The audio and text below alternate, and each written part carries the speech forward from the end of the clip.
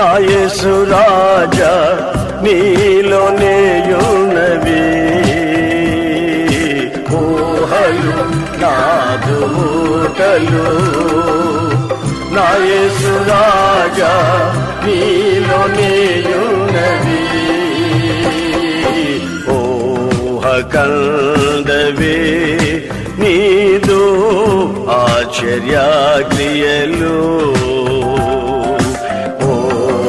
కందవే నీదు ఆశ్చర్య క్రియలు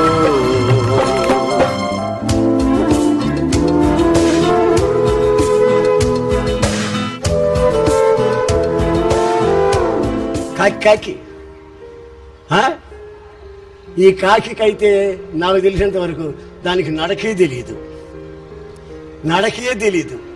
ఆ దరిద్రపంతా తినేది ఒకటి తెలుసు, దరిద్రపంతా తింటది, నడకే తెలీదు. నడవమన్నాం అనుకో,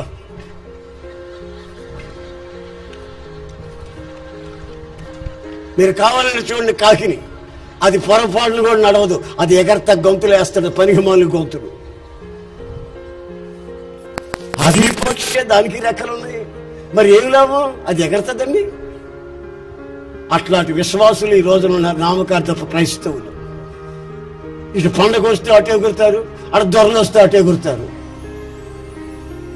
ఎక్కడికి అవసరమైతే అక్కడ ఎగరడమే కానీ కాస్త నడుస్తామన్న ఆలోచనే లేదుగా.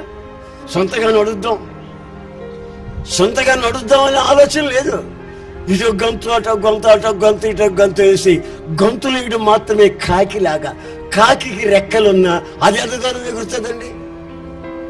అయితే పక్షిరాజు ఆశించింది తన పిల్లల్ని. పక్షిరాజు మనసులో ఉంచుకునే ఉద్దేశం ఏంటంటే తన పిల్లలు నాంత ఎత్తుకి ఎదగాలి. ఆమేన్, ఆమేన్, ఆమేన్. నాంత ఎత్తుకే ఎదగాలి. అంత ఎత్తుకి ఎదిగిన తరువాత ఆహారాన్ని గుర్తించాలి. దేవుని బలవర్ధకమైన ఆహారం, పోషక ఆహారాన్ని వాటింతట అవే గుర్తించాలి. ఎంతసేపు చిన్నపిల్లల్లాగా ఉండకూడదు. కొంతమంది ఉంటారు 10 సంవత్సరాలైనా 5 సంవత్సరాలైనా వాళ్ళు విశ్వాసులే, పిశాసులు కాదు, విశ్వాసులే. అయినా జలుబు చేసిందనుక ఏమంటే పాటకాండి ప్రార్థన చేయండి అంటారు. ఇంట్లో గుమ్మం పెట్టాం ప్రార్థన చేయండి, కిటికీలు పెడుతున్నాం ప్రార్థన చేయండి, గోడ కడుతున్నాం ప్రార్థన చేయండి. అంత చిన్నపిల్లల చేష్టలు, చిన్నపిల్లల్లాగా నాటకం. ప్రతిదానికి బట్టలు తెచ్చుకున్నామని ప్రార్థన చేయండి, అంత చిన్నపిల్లల చేష్టలు. ఒకవేళ పాస్టర్ రాలేదనుకో ఆయన మీద కోప్పడతారు, ఆరాధనకు రావడం మానేస్తారు, అలుగుతారు. ఇంకా ఎదగలేదు, చిన్న పిల్లల్లాగా ప్రవర్తిస్తున్నారు కొంతమంది. ఇప్పుడు మీరున్నారు, తల్లిదండ్రులు ఉన్నారు, చిన్నప్పుడు ఆడు ఏమైనా చేసుకుంటే పోయి కడుగుతారు. పెద్దోళ్ళు ఎంత కడుగుతారండి? ఆమె చిన్నప్పుడు అయితే కడుగుతారు కరెక్టే, మరి పెద్దోళ్ళు అయితే 2 సంవత్సరాలైంది, 4 సంవత్సరాలైంది, 5 సంవత్సరాలైంది, ఇంకా యజన గారు కొంచెం తలలా ఇట్లా అంటుంది, వ్యాఖ్య చేయి. ఒక్కొక్కరు వస్తారు నా దగ్గర ప్రార్థన చేయమంటారు. ఎందుకంటే ఊరికేనా ప్రార్థన? అదేంటది? ప్రార్థన చేయబోలావు ఎందుకో చెప్పమంటే ఊరికేనే చేయండి కొంచెంపా. ఏం బుద్ధి ఉందా లేదా? ఊరికేనేం ప్రార్థన? ఏదైనా సమస్య ఉందా? ప్రభుతో చెప్పు. ప్రభు కదా నీకు విడుదల చేసేది, యేసన్న కాదు కదా. యేసన్న ఎవరు? మీలాంటి ఒక వ్యక్తి ప్రార్థన చేయమంటే చేస్తాడు, అంతవరకే. కానీ మీకు బాగు చేసేది ఎవరు? మీ ఆత్మను రక్షించేది ఎవరు? మీకు దూరదృష్టి తెచ్చేది ఎవరు? మీకు ఆత్మీయ ఆహారం పంచేది ఎవరు? ఆయన కదా.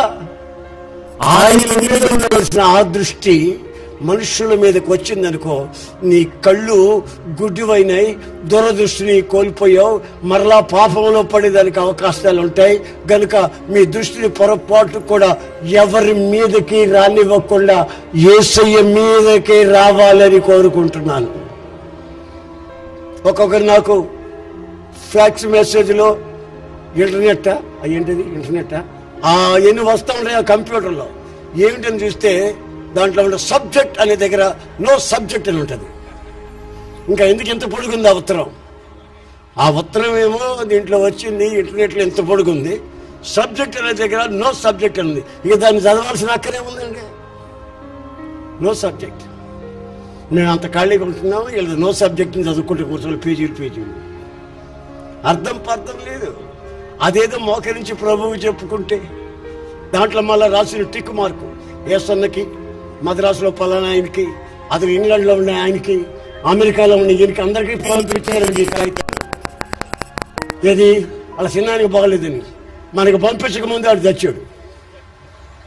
మేమంతా ప్రార్థన చేయకముందే ఆడు చచ్చున్నాడు. మాకు పంపించక ముందే ప్రార్థన చేసి ఆడు బతికేవాడు కదా.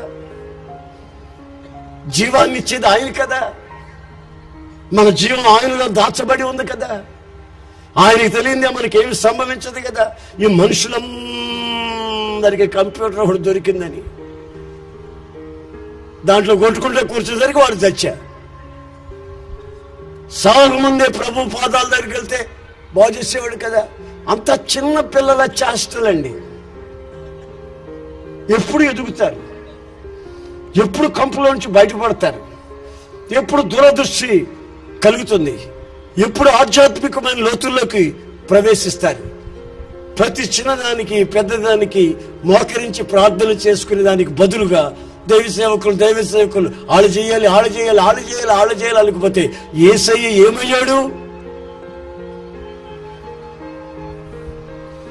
ఒక ఆమెకి ఆరోగ్యం, ఒక ఆమె కాదు, ఒక తల్లి ప్రార్థనకైనా వచ్చిందా? వచ్చిన వెంటనే నాకేం చెప్పిందంటే, యేసన్న గారు, నా కొడుక్కి, నా కూతురికి, మా అల్లుడికి శుద్ధి కుదరట్లే. నాకు చెప్పిన మాట అట్లాగే చెప్తాను మీకు. మా అల్లుడికి, నా కూతురికి శుద్ధి కుదరట్లే. ఆడు విడిచిపెట్టేసాడు ఆ అమ్మాయిని. 3 రోజులైంది ఇంటికి వచ్చి. భయంకరమైన పరిస్థితిలో ఉంది. ఆ కాపురం పోయింది. యేసన్న గారు ఉపవాసం ఉండి ప్రార్థన చేయి అని నాకు ఉపవాస ప్రార్థన పెట్టింది. సరే, సంఘానికి చాలా రోజుల నుంచి వస్తుంది ముసలమ్మ, ఏదో ఇంట్లో శుద్ధి కుదరలేదంట. సరే ప్రార్థన చేద్దాంలే అన్నా. నేను అప్పుడు ఖాళీగా ఉన్న రోజులు కనుక ప్రార్థన చేద్దాంలే అమ్మన్నా. ఆ పూట ప్రార్థన చేసి ఉపవాసం ఉండి ప్రార్థన చేసుకున్నా. సాయంత్రం అటు వెళ్ళా. ఆ ఇంటికి వెళ్ళి ఒక చిన్న ప్రార్థన చేసి ఏం జరిగిందో విందామని వెళితే అల్లుడికి మినపగారెలు చేసి కోడి మాంసం పెట్టింది. కూతురు అల్లుడు శుభ్రంగా తింటున్నారు కూర్చొని. ఒకవేళ ఈ అమ్మాయి పెద్ద కూతురా, శుద్ధి కుదరదని చెప్పింది చిన్న కూతురా, అయినా ఒక కూతురే కదా ఈమెకుంది, ఏంటి జరిగిందని చెప్పి వెళ్ళి, అమ్మా రాత్రి నిన్న నాకు చెప్పి ఉపవాస ప్రార్థనలో పెట్టొస్తూ నన్ను వీళ్ళెవరో అన్నా. అయ్యా అల్లుడు రాత్రి వచ్చేసాడయ్యా. అల్లుడు రాత్రి వచ్చినప్పుడు నాకు చెప్పొద్దండి. నాకు చెప్తే ఉపవాస ప్రార్థన మానుకొని మామూలు ప్రార్థన చేసేవాడిని కదా. వాళ్ళని స్థిరపరచు ప్రభావ, బలపరచు ప్రభావ ప్రార్థన చేసేవాడు కదా. నాకు ఉపవాస ప్రార్థన పెడితే నువ్వు ఇంటికి వచ్చేమో ఆడికి మినపకాయలను 7 కోడి మాంసం పెట్టింది. నా కడుపు మండింది. నా ఉసురు తగులుతుంది, నీకు జాగ్రత్త అన్న. ఆమేన్. మరి ఒక్కొక్కడు వచ్చి ఒక్కొక్క రోజు ఉపవాస ప్రార్థన నాకు పెడుతుంటే నేను బతికినా సచ్చేలా? ఆమేన్. మరి ప్రతి వాళ్ళకి ఉపవాస ప్రార్థన చేస్తేనే చేస్తే ఎట్లండి?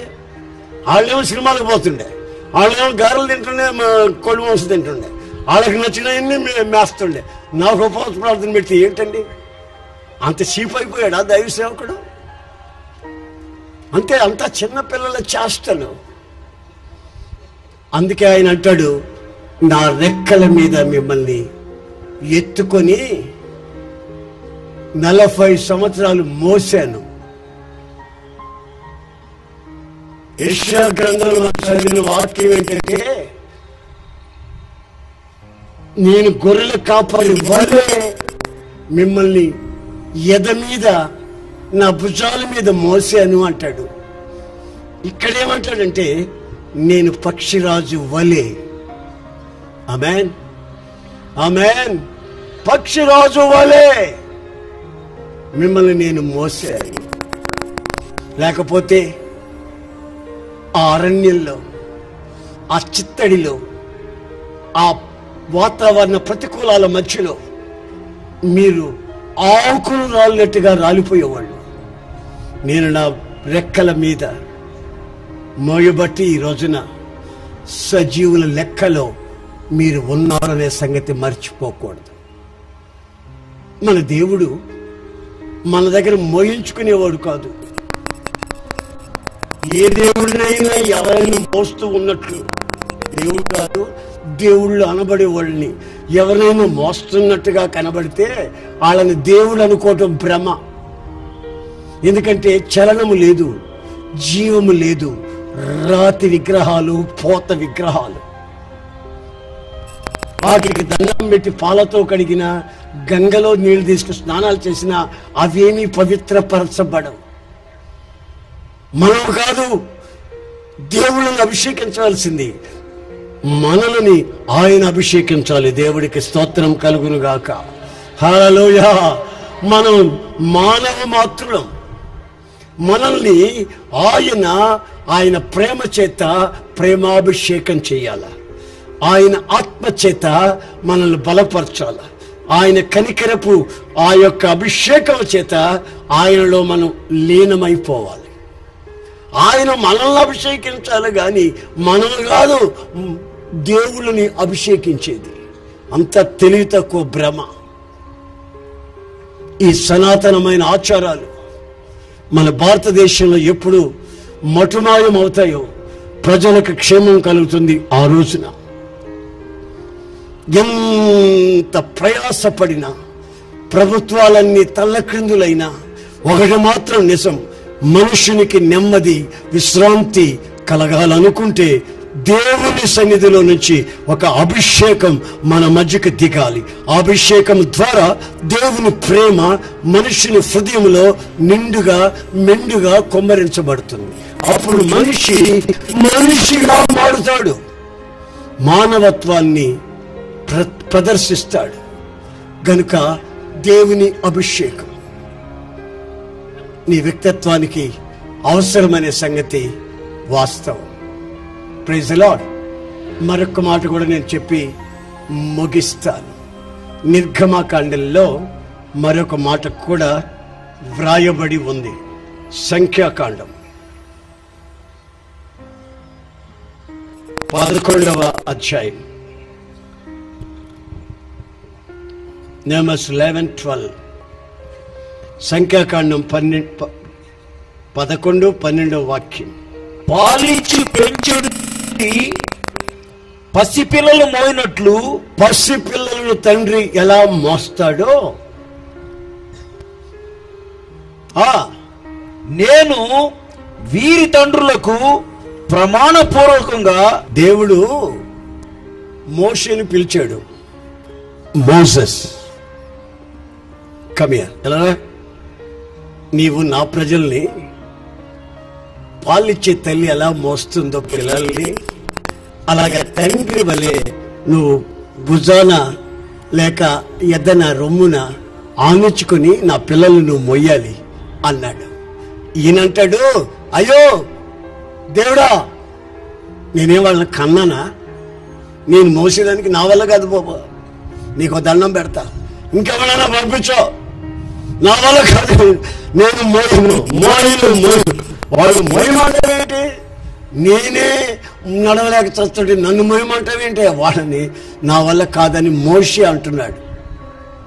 అంటే దేవుని మనస్సులో ఉన్న ఉద్దేశం ఏంటంటే, నేను నా పిల్లల్ని నా ఎదన అనించుకుని నేను వాళ్ళని మోస్తున్నాను కదా, తండ్రి వలే. తల్లి వలే కాదండి, తండ్రి వలే. డిఫరెంట్ కాన్సెప్ట్ ఇది. తండ్రి వలే నేను మోస్తున్నాను గనుక అలాగే నీవు కూడా మోషే నా పిల్లల్ని నువ్వు మోయాలి అన్నాడు. ఆయన ఎంతకీ కాదన్నాడు. తండ్రి మోయడం ఎలాగా అనేది ఒక్కసారి నేను బైబిల్లో గమనిస్తూ చదువుకుంటూ వస్తే, తండ్రి ఎప్పుడైనా ఎక్కడైనా ప్రేమను చూపించేదానికంటే కూడా ప్రేమ లోపల పెట్టుకుని తండ్రి జీవితంలో ఆయన ప్రదర్శించేది ఎప్పుడు హెచ్చరికలు, గద్దింపు, హెచ్చరిక. మీకు అర్థమయ్యే శైలిలో చెప్తాను వినండి. ఒక్కరోడున్నాడు, ఒక్కగానొక్క కొడుకు. ఆడికి 12 ఏళ్ళు నిండిపోయినాయి. వాళ్ళ నాన్నగారు వచ్చి ఇంట్లో అడిగాడు, ఇదిగో నిన్నే అడిగేది, అబ్బాయి ఏడి? అబ్బాయి ఇందాక వచ్చాడండి, పుస్తకాలు అక్కడ పెట్టి ఎటో వెళ్ళాడు. ఎక్కడికి వెళ్ళాడు చెప్పాడా? అబ్బాయి నాకు తెలియదండి, వస్తాడు, ఇప్పుడు వస్తాడండి. 6 అయింది, 7 అయింది, రాత్రి 8 అయింది, వాడి ఇంటికి రాలేదండి. ఆ తరువాత ఈయన్ని భోంచేయమంటే వాడు రావాలి, వాడు ఎక్కడికి వెళ్ళింది తేలాలి, ఆ తర్వాత నేను భోంచేస్తాను. అదేదో బాగుపడాలని ఇంతింత ఫీజులు కట్టి పడరా అని బాధలు పడుతుంటే ఆడు షికారులు కొడతాడా? ఆడు రావాలా? ఆ స్టూల్ ఇటు అని స్టూల్ వేసుకుని గుమ్మం దగ్గర కూర్చున్నాడు. వాడు గేటు తీసి లోపలికి వచ్చేటప్పుడు ఆడిని పట్టుకొని అడిగి 4 వేద్దామని. రాత్రి 11 అయింది, 12 అయింది, 1 గంట అయింది, ఆడు రాలేదు. వచ్చి ఏమండి అంత భోంచేసి మళ్ళా వచ్చి కూర్చోండి కావాలంటే. వాడు వస్తాడులేండి అంటది ఎంతసేపటికి. వస్తాడే కాదు, రావాలా, వాడు ఎక్కడ పోయి తేలాలా అంటాడు ఈయన. మొత్తం మీద సరే ఈ భార్య బ్రతిలాడుతుంటే ఆకలేసి అంత భోంచేద్దామని ఇంట్లోకి వచ్చి చూస్తే ఆడు ఎప్పుడో ఆనందిని పడుకొని ఉన్నాడు ఇంట్లో. ఎప్పుడో తిన్నాడు, ఎప్పుడో పడుకున్నాడు దుప్పటి కప్పుకొని. దుప్పటి తీసి చూస్తే ఈడే. ఎప్పుడు వచ్చాడు ఈడు? ఆడయ్యా 8:30కి వచ్చాడు అని నాకెందుకు చెప్పలా? అది కోపడతాను. ఎటొచ్చాడు? ఇటు కనబడ్డా దొరిదారు, నేనే పిలిచా. మీరు ఆడికి అన్నం పేరు పెట్టింది నేనే పెట్టా. ఆడికి సినిమాకి గమనించి ఇచ్చా.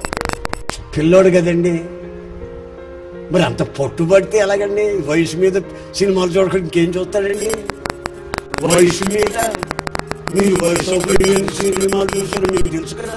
మరి వయసు పెడతాడు, లోక జ్ఞానం తెలుసుకుంటాడు, జనరల్ నాలెడ్జ్ వచ్చేస్తుంది అడికి అంటది ఈ మనిషి. ఏంటే జనరల్ నాలెడ్జా? పళ్ళు రాళ్ళ కొడతా. ఆడికి నీకున్నంత ప్రేమ నాకు లేదా? నాకు ప్రేమ ఉంది కనుక వాడిని గద్దించి బుద్ధి చెప్పి హెచ్చరించకపోతే వాడి బ్రతుకులో వాడు మన గుండెల్లో ఈటగా మారుతాడు. రేపు ఏదైనా పొరపాటు చేస్తాడు సినిమాల చుట్టూ తిరిగి వచ్చి. ఆ ఉద్రేకాలు భరించుకోలేక సినిమాల్లో చూసినవన్నీ ఈడు థియరీ చూసి వచ్చి ప్రాక్టికల్గా పెడతాడు. థియరీ తర్వాత ప్రాక్టికల్ ఉంటుంది కదండి. సినిమాలో చూస్తాడు, అవన్నీ చూస్తాడు, పక్కింటి వాళ్ళతో ప్రాక్టికల్ పెడతాడు. ప్రాక్టికల్ పోయిన బట్టి వాళ్ళ ఇంట్లో పెద్దవాళ్ళు చూసి ఈయన కీళ్ళు కొడతారు, పోలీసు వాళ్ళకి అప్పచెప్తారు. ఆడు చేసిన పనికి జైలు వేస్తారు. అప్పుడు నీవు నేను పోయి ఆ కటకటాల మధ్యలో తొంగి చూస్తూ ఏడవాలి, పనికి మాలిందాన్న. నీకు ప్రేమ చూపించడం ఒక్కటే తెలుసు, బిడ్డల్ని హెచ్చరించి పోషించి బ్రతికించడం తెలీదు. నాకు తెలిసినంత వరకు అనేకుల జీవితాలు ఆ తల్లి ప్రేమ వల్లనే పాడైపోయినట్టు నాకు 180 పాళ్ళు నాకు తెలిసిన విషయాలు. తల్లి ఆ ప్రేమ ప్రేమ ప్రేమ ప్రేమ ప్రేమ చూపించకూడదని కాదు,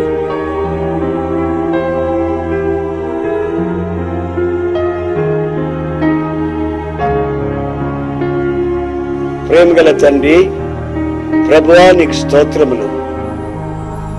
జీవితంలో గమ్యం లేకుండా ఇటు అటు తిరిగి ఇటు అటు చూసి ఎన్నో చిక్కు సమస్యల్లో ప్రజలు నలిగిపోతూ ఉంటుండగా కన్నులెత్తి మీ వైపు చూడాలని, మీ అలవాటు మా అలవాటుగా మార్చబడాలని మీరు మమ్మల్ని లేఖన భాగాల్లోంచి హెచ్చరించినందుకై స్తోత్రములు చెల్లిస్తున్నాను. ఏ ఒక్కరు కూడా దరిద్రతలోను అప్పుల బాధలోను అక్రమాల్లోనూ పడకుండా పవిత్రత కొరకు సమృద్ధిగా నీకు సాక్షిగా బ్రతుకున్నట్లు సహాయం చేయమని, ఘనత మహిమ ప్రభావాలు మీరు మాత్రమే పొందుకోమని నజరేయుడైన యేసు నామములో అడుగుచున్నాను తండ్రి, ఆమేన్, ఆమేన్.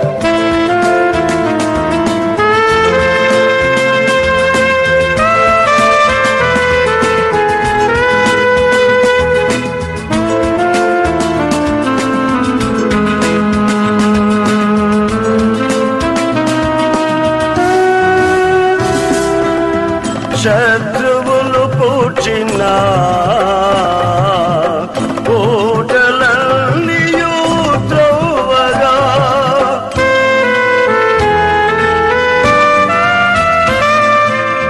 శత్రువులు పూచిన కోటలన్నీయు త్రోవగా, జలలు గల ఊటలు ఇస్సాకునకు ఇచ్చినావు, జలలు గల ఊటలు ఇస్సాకునకు ఇచ్చినావు. ఊహలు నాదు ఊటలు నా యేసు రాజా నీలోనేయున్నవి, ఊహ కందవి నీదు ఆశ్చర్య క్రియలు.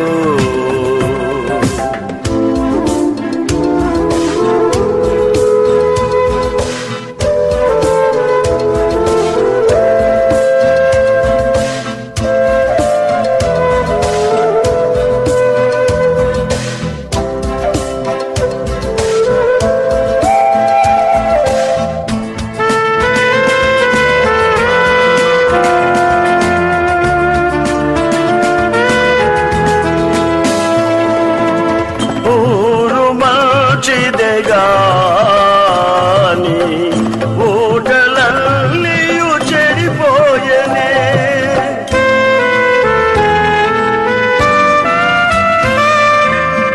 ఊరు మంచిదే గాని ఊటలన్నీయు చెడిపోయెనే, ఉప్పు వేసిన వెంటనే ఊట క్షయతానుందనే, ఉప్పు వేసిన వెంటనే ఊట క్షయతానుందనే. ఊహలు నాదు ఊటలు నా యేసు రాజా నీలోనే